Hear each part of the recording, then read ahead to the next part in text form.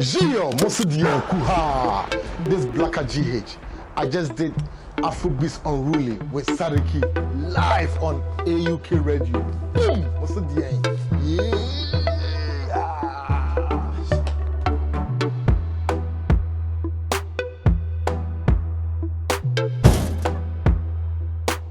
Listen, we're back here. It's your boy Sariki, Afrobeatz Unruly. We're here today.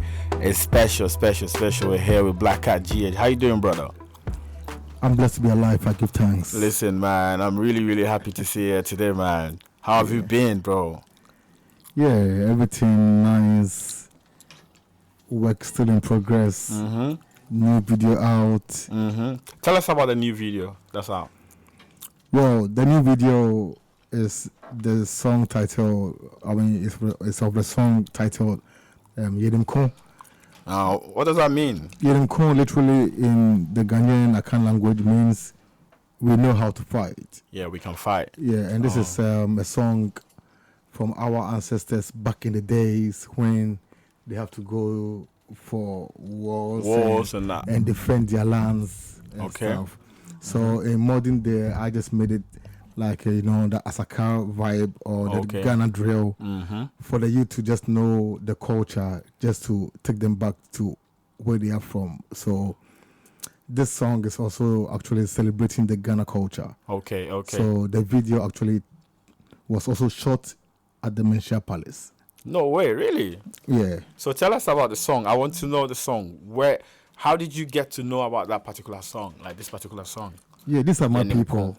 I mean, I am from Ashanti region. Oh, you're Ghana. from Kumasi. Come on, man. Come on. Yes. And I know the culture very well. I have lived there, like not in the palace, but I have lived around the palace. Around the palace. To just know enough. Okay. Yes. So living around the palace, was that how come you got to know that there's a song like this particular song, like Yenim Kon, which the ancestors were actually singing? No, I think if you are one of the real people, you will know the song. Automatically? Yes, because this is the song from them back in the day. Yeah. So if you are only part of them, you will know. Okay, so you're part of the warriors, man. Those who don't know, we are now educating them through the music. Okay, to know that. So what made you feel like blending the whole, trap, drill vibe to the old school, vibes, you understand? Like the lyrics and the songs actually from the old school. So what made you choose that fusion? Well, now the youth like the sound that we are all talking about. Yeah. Yes. But what I do different is when I make the drill, I make it in my own way by fusing in the African rhythms. Okay. To make it. So you will hear my drill, it will be sounding like an Afrobeat. You will hear my drill to be sounding like this So hip hop I still fusing with the African rhythms. All right. So that is what I have been doing different. Do you have a special name you'd like to give your genre of style? No, I think I will support the Asaka. The Asaka, okay, I get it. So basically Asaka means like going with the Afro drill. Mainly from Ashanti though. From Ghana. We were doing the rap freestyling on the street anyways, but we didn't give it any name. The name that was there was still, I would say, hip life, or you would still call it hip hop, depending on what how you feel. Yeah. But these boys came out doing the same thing that we were doing, but on the drill beat, and they named it Asaka. Okay, that's okay. Is that the meaning of Asaka? I thought Asaka was like the name of the group though. Yeah, it's the name of the group, but it's still. I didn't know it was the name. It's still of a story. Of their it's still a whole thing that we all need to support. Yeah. That kind of. No, shout outs to my boys.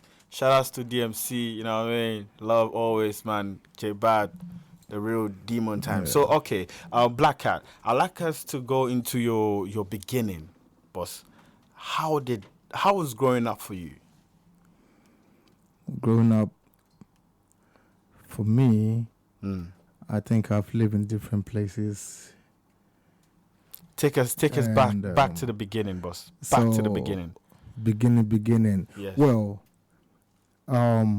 I think my earlier education, primary and those things was in Kumasi. Yeah. Otafo. And they call it California. Oh, okay. Oh, okay, I get it. With the Kumarican vibes in it. So cool. that was where I was living and going to school. And so a time came, we moved to come and live in Asafo. And Asafo, it became a different whole story. Because in Asafo was when I have now, completed like, is it senior high school? Yeah, in Ghana. And we were doing something called Freestyle Friday, where dope MCs have to pass through every Friday, hold the microphone and then at my mother's pub. Oh, at your mother's pub? My mother's pub. Oh, okay. So that was the joint, though. Okay, yeah, that's the joint. Okay, I get it. So every dope MC needs to come through. needs to come through. Which artists do you recall coming through back then? To the spot to freestyle, who are famous or who made it? Or who made it? Yeah. Flockinstone. Oh, shut up. Kunta Kinte. Yeah. Legends. Joe Fraser, Lord Kenya. Don't tell Lord Kenya. Come on, Lord Kenya is my brother, man. Come on, man. Love, man. Lord Kenya is my brother. Is good. This is good. Okay. Yeah, I mean, you know what? If you want me to mention names, I'll mention names. No, it's all right. The few is fine. And I won't get a problem. No. There's no problem on Afrobeatz Unruly. It's all love. It's all love. Yeah, it's all so love. Basically, but shout out and big up to everyone who made history with us, because today we're talking about this. Exactly. So tell me, how did that freestyle that people were coming there to do influence you as an artist? Well, okay. So I think at the time I got to hear different rap styles, different vibes from the people that used to come there. And now my beat maker, the guy who has been producing me all the bangers, maybe for the past 4 years down the line, maybe 85% of my bangers was a boy who was like number one or first in the rap battle of freestyle rap at my place. What's his name now? And it came a time he said, Kat, I want to just play beats. I'm like, okay. What's his name? Armageddon Beats. Okay, nice. All right, I get it. So tell me, from having all these artists coming down to freestyle at your mom's pub, yeah, and you also feeling like, oh, I want to do this, yeah. No, I was doing it anyways. You were already doing it? Yeah, I was doing this already anyways. So were you the one, did you give your mom the idea of, I am the initiator. I am the... This is what I want to know. Brain behind everything. This is what I want to know. So let me tell you this, yes. Back in the day, I used to watch BET... Cypher. No, in the booth with Big Tigger. Freestyle in the booth or something like that. Yeah, with Big Tigger. Yeah, so I used to watch that a lot. Yeah. And at the same time, we were recording songs in Kumasi. And we wanted to come on, like TV3 music. Yeah. But when I come to music, the rehearsal, that's where you see the real artists, the real dancers or whatever. Sure, I've been there. Because when you rehearse and people clap for you, then that one is not directed by the director at the main show. Exactly. So they put you on the main show. Yeah, I've performed uncountable times there. Yeah. But so watching all this and me experiencing TV3 rehearsal and the main show, I'm like, come on, I have my mom's pub. And big up to one artist called Adekese. When he even was in school, he was like, Black Guy, when we drop an album, we come to launch it at your mom's pub in Asafo. And it came to pass that all these visions, experiencing, I brought it on the street. And there were underground artists that used to come through. You know Ogidi Brown, right? Yeah, Ogidi Brown. Ogidi Brown is one of them. Oh, nice.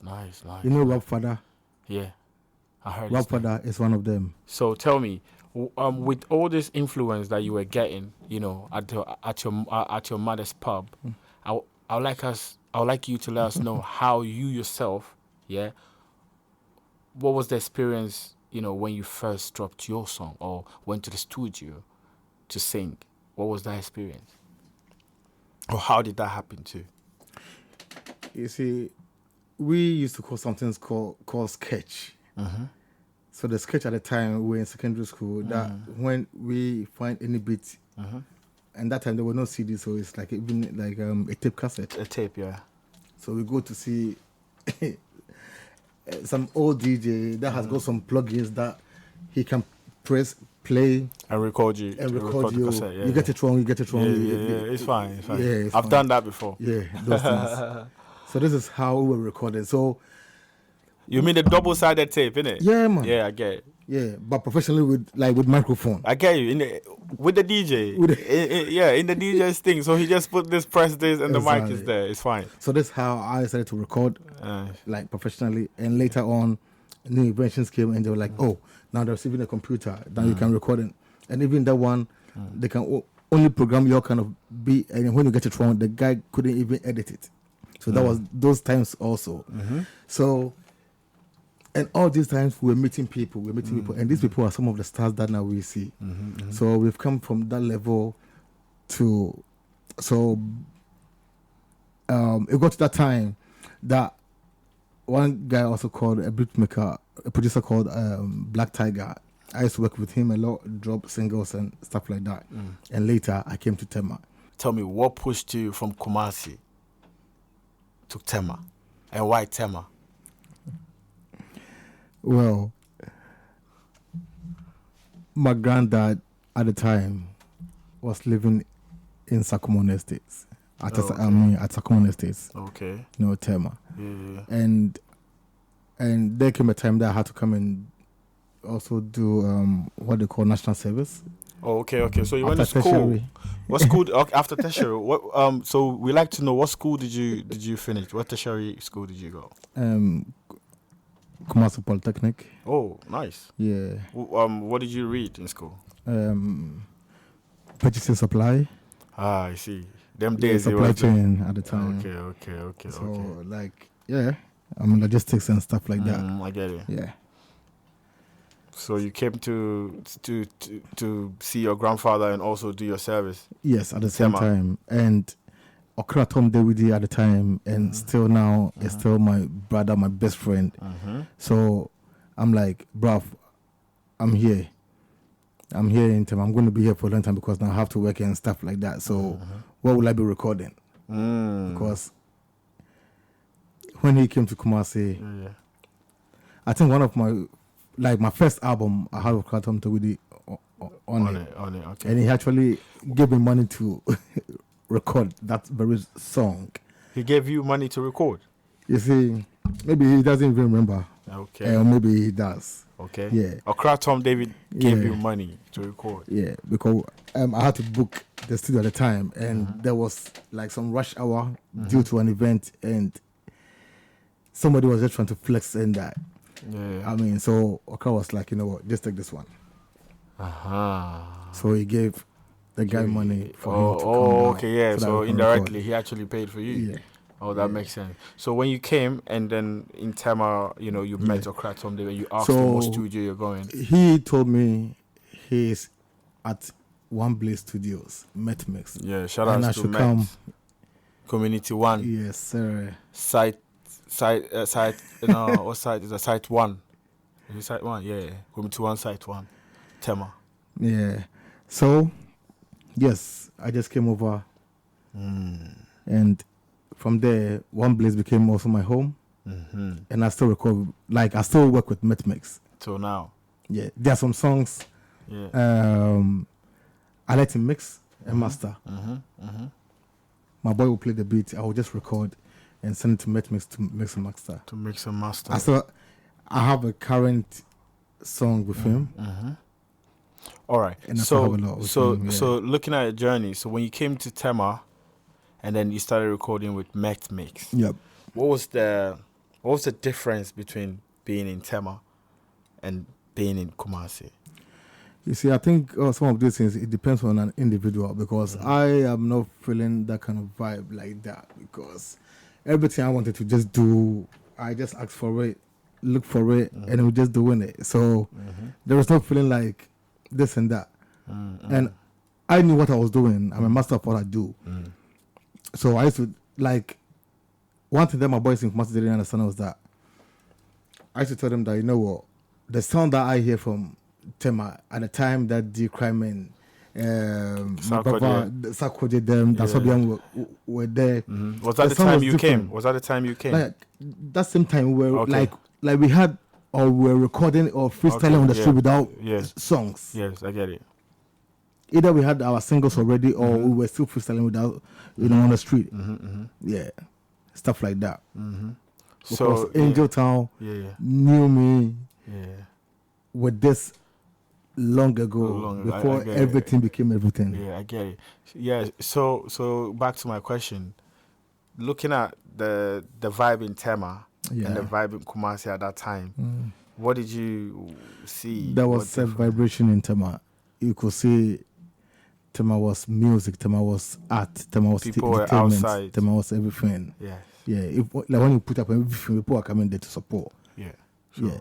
They will. So so when you came to Tema and you started working with Met Mix, did you record an album there?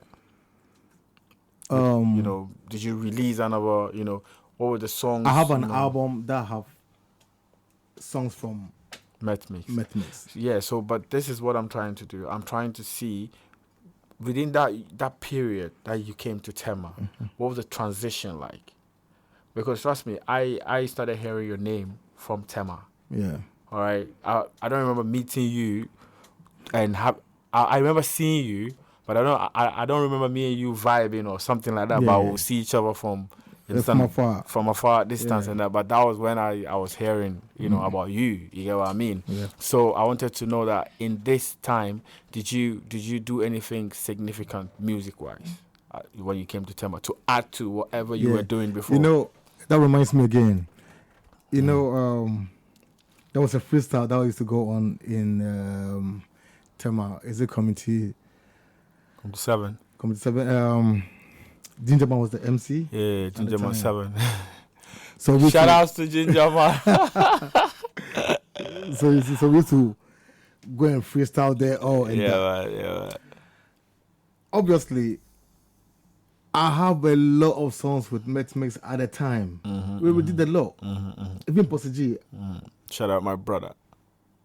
There was a lot. Yeah, I get it. There was a lot. That's why, like I was telling you last time, like, you know what? There's a lot out there. And sometimes they're like that. Yeah, sure. So fast forward, if you look right now, comparing the music scene back then and now, would you say we've elevated as an industry, or we're just going back as a Ghanaian music industry, adding to the Afrobeat? Are we moving up, or we are going back? Yeah, I think it's better than before, but we can do better. Okay. We can do better. And even the better that I'm talking about, like, it's better than before. It's just a few, 1, 2, 3 that you can actually count them that are making it happen. And we wish and hope that the Ghanaian support Ghana music and love it as their very own. Use it, do all the comedy, do all the jokes, dance with it, and do whatever like they do with the other people. Yeah. What do you think is the difference between the Nigerian people and Ghanaian people when it comes to supporting what we're doing, like what the artists are doing? You mean the people supporting the artists? Yeah. So what are the Nigerians doing different, which Ghanaians are not doing? I think obviously Nigerian, like, it's a majority of people. Okay, population wise, big. And when I'm on social media and I'm seeing stuff popping up, I see a lot of people talking about, like, reacting to it, and it's not like even they are even big bloggers, but depending on whatever. But I see the reactions, which interest me. Like, they're all interested. They're all involved. Are you talking about the Nigerian content, or any content, whether from Nigerian or just as this comparison? That's what I'm trying to make. Yeah, exactly. Yeah, but I don't see a lot from our side, and maybe a few people are doing it. Anyway, it's not even a complaint. It's all good. We will still keep doing the good music, and it is what it is. It is what it is. My man Black Cat is here. He said it is what it is. You've got a song with MC Big Phil. Yes.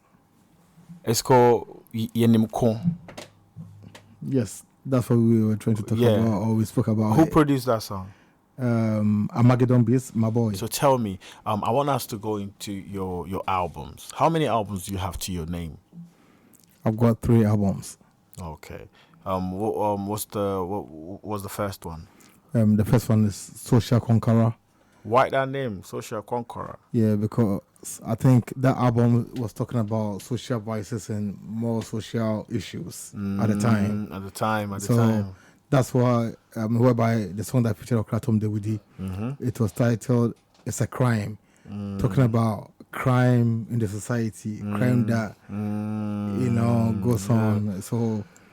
So that song, how many songs do you have on that album?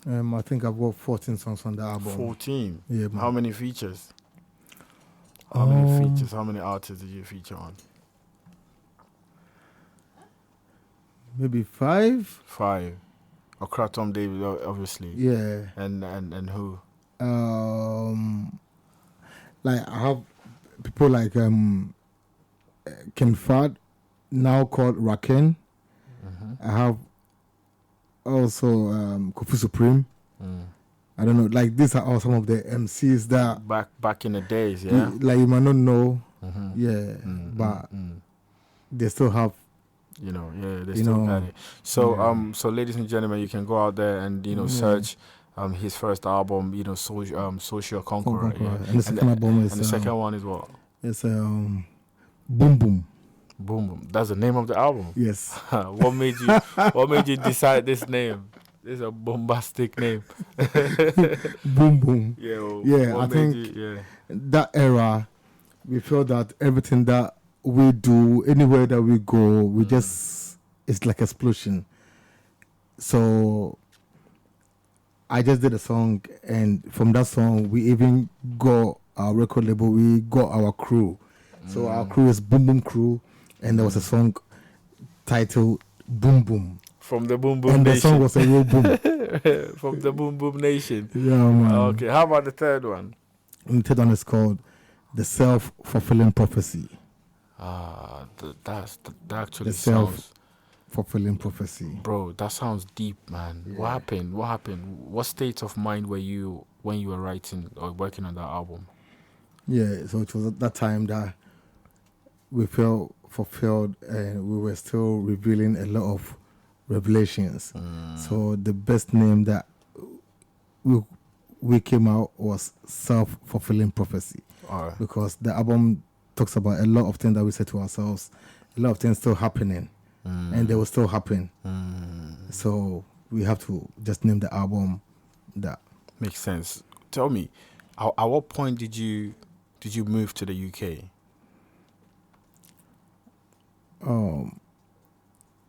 Years ago.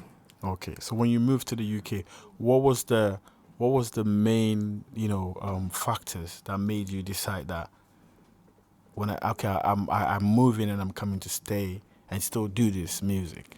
You see, my life is like I see myself as a traveler, and that's how I'm destined to be, because I was even born in Germany. I see. These are things that people don't even know. Oh, you were born in Germany? I was born in Germany. Nice. So So at every point in time, I move to a place, I move. Yes. So that's how it's like. So I'm a traveler. Yes, and I'm here. Yeah, obviously. So here in the UK, what do you think are some of the challenges being in the UK as an artist, still pushing music and juggling too? You see, in this era, if you are an artist, you need just to be educated and just do it. Your location doesn't matter anymore, any longer. Can you expand on that? A lot of people are independent artists. Not all of them are under record labels. That record labels have a structure to plan for you. We're doing this, we're doing that, we're doing that, we're doing that, we're doing that. So if you are an indie artist, things that major labels do, you have to learn how to do it and do for yourself, and just keep doing it. So every time in your life, every time in this music, you have to learn new ways to just catch up. Because we have never been signed by any labels, but we do what we have to do, and we do it better. All that we get is distribution deals that sometimes we get, like we sign and partner with them, and even that when I sit back and check it, and we're like, you know what, let me just even cancel it. Let me just take my whole 100%. So this is what we're talking about. It's about education. It's about being informed, and you still trying to just catch up in your own way.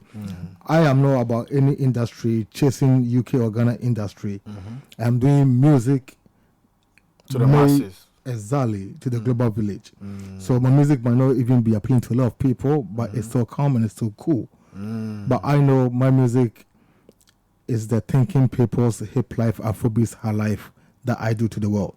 Okay. So basically, you're saying whatever you're doing, you know who you are actually singing to.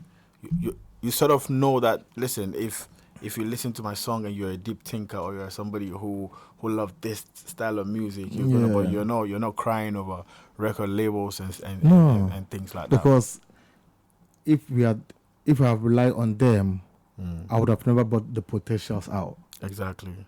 I would still be waiting, because I know a lot of people that were still waiting for that finest moment for them to find, like, to drop something, make it nice and fine. And I'm like, you know what? Many are called, a few are chosen, innit? So many are called.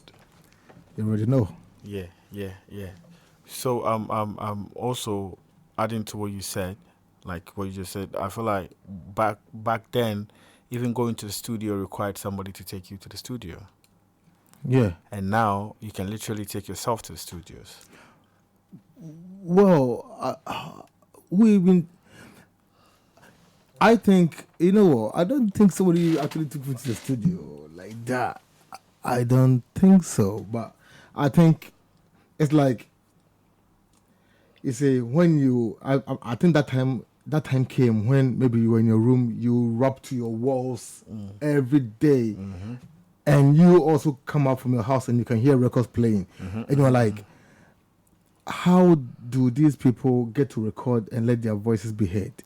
Yeah, sure. So I am finding this, like, asking these questions to, there is this guy here, you can get your voice recorded. I get it. Yeah. So going from here to here, that's how come I met all these people, and it's been a long journey. And you're still here.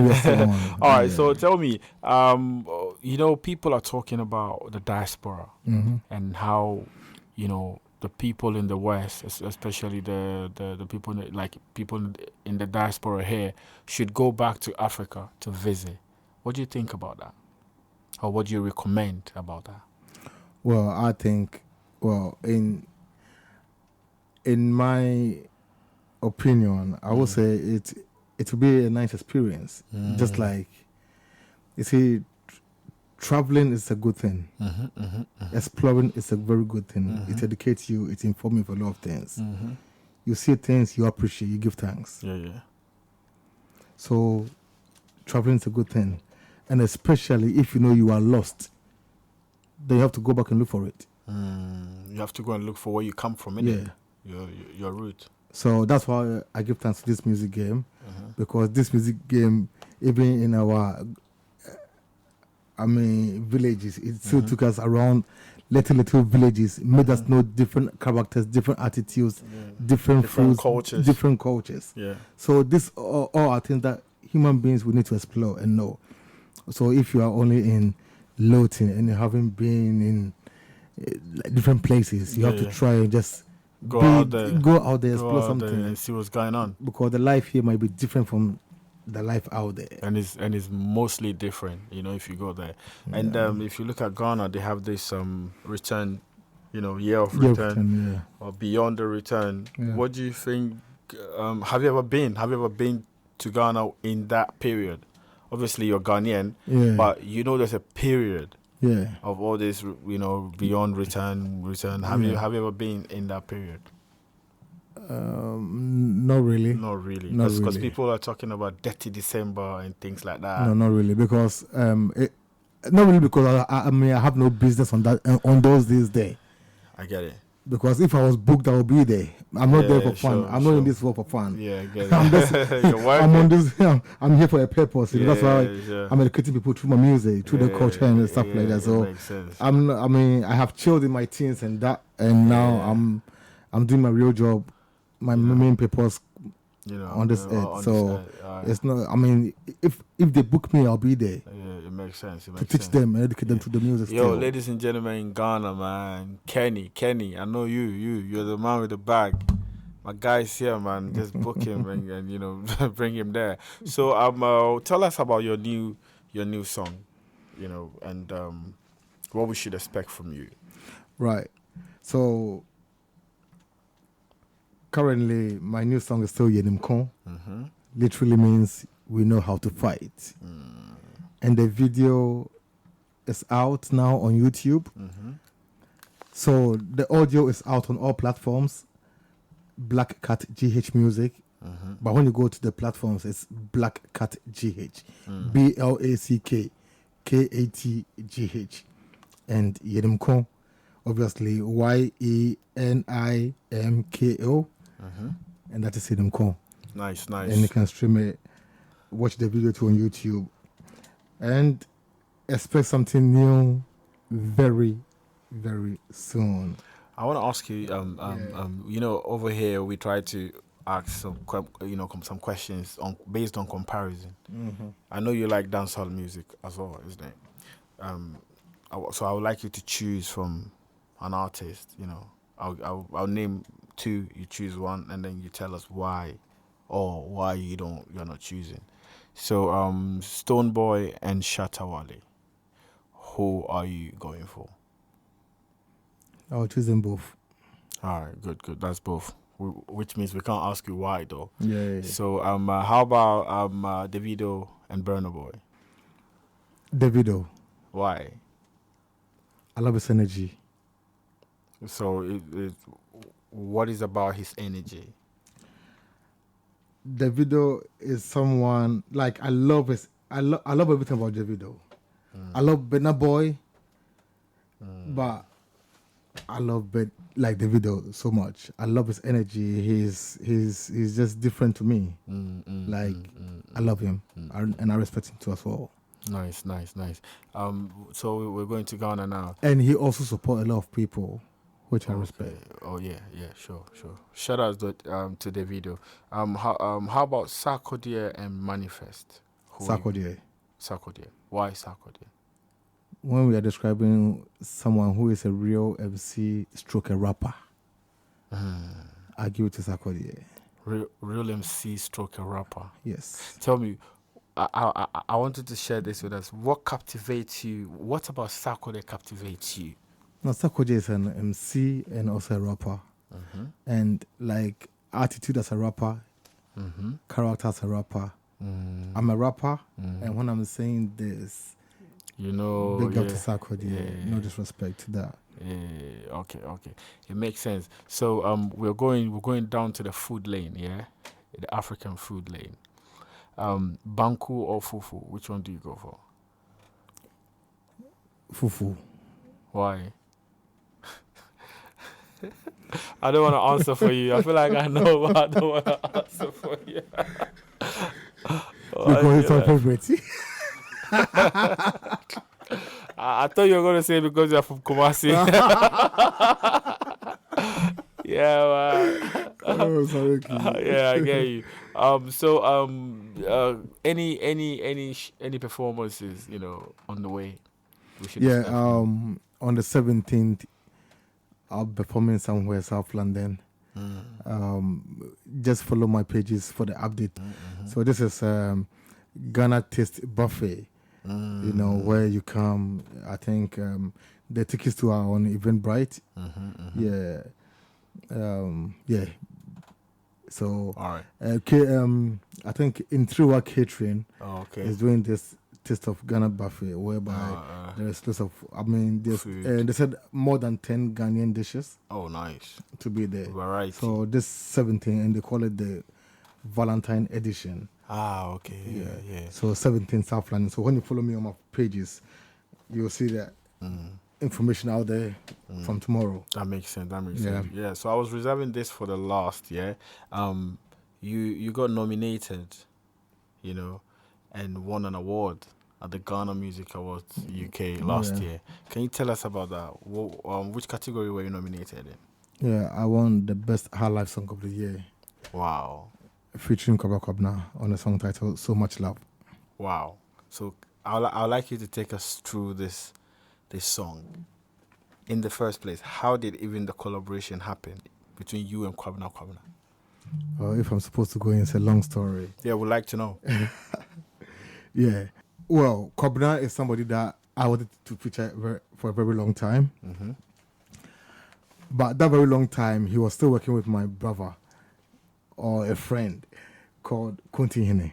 Okay. So when they had the song I Saw at the time, yes, Kunti Hine is somebody that, like, my brother from Nursery 1 to... Oh, really? You grew up with him? Yeah. Oh, cool. Yeah, he's my boy. Cool.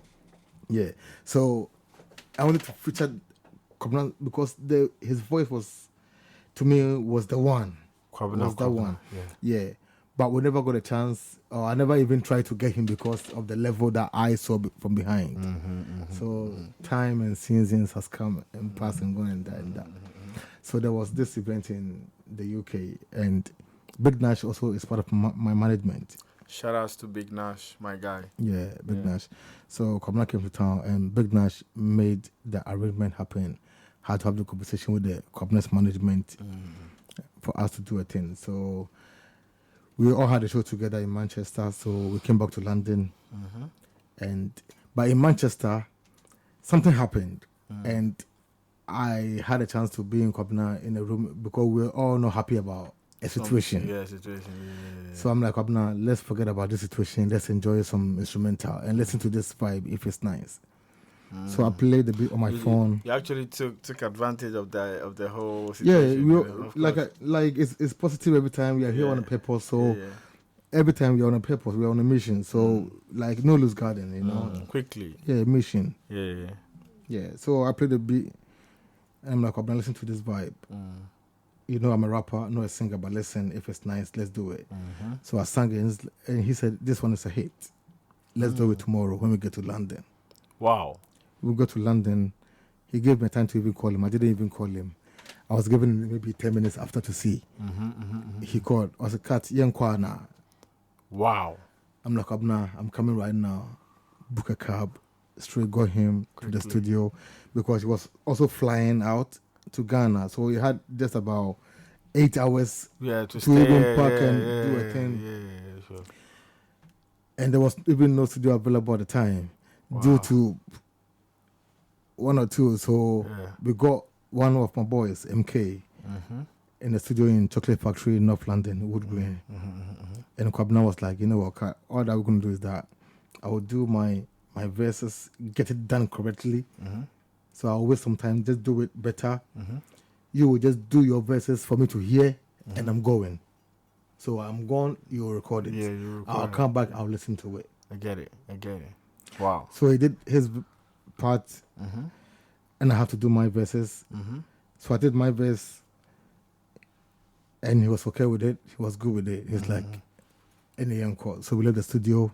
So after he's left for Ghana, I went back to record a song, I think after a week or so. Okay. So he came back for a show again. We had time to And I was also on a bill for one of the shows. So in our hotel, we played the song with the whole management team, myself, Big Nash Promotions, Kwabna's management. We listened to the song, and Kwabna is like, oh no, we need a guitar to play here. So we have to call the boys in Ghana again for them to play a guitar. And he said, nah. So even after the guitar, he went to Ghana again, came back after months, and he said, now we want UBeats to master the beat. UBeats, yeah, that's his guy. UBeats got a song. He said he doesn't like the first mix of the song. So my boy should mix it again. My boy tried 3 times mixing or 4 times. UBeats still said he can't mix it. So now we have to give it to KC Beats to only like do the first mix for UBeats to master it. So later KC Beats have to get it and do a first mix before UBeats can master it. Wow. So this is how the whole process. This is not easy because I don't remember how many new artists really think about mastering or mixing songs this long, because we're in a different era. Do you understand? We are in an era where TikTok virals can just make you a star tomorrow. So why did you think that Kwabna wanted the song to be that like mixed and mastered? And this is the reason why Kwabna is still Kwabna. Because we're talking about quality, not quantity. Quantity, yep. We're talking about legacy. Exactly. Not now. Yeah. When I'm gone. He takes his time. Yeah. Feel it. All right, man. Listen, tell my people your social handles and, before we wrap up. Yes, my Facebook is BLACKKATGH, Black Cat GH. My YouTube, Twitter, Instagram is Black Cat GH Music. Black Cat GH Music. BLACKKATGH Music. Please follow on all platforms. Subscribe to my songs. Listen to them. Vibe with them. You know one thing that I can tell you, yeah? My songs are dope. You will love the rhythms. You will love the energy. And you will love the cultural exchange. Because that's what I do also. Yeah, the music is intercultural exchange. Yeah, that's very important actually. Yeah, that's very important. The music is intercultural exchange. Yeah. Listen. Thank you so much for coming here. We appreciate you. You understand? Thank you so much. Ladies and gentlemen, Sariki, you know what it is. We're here. It's Afrobeatz Unruly.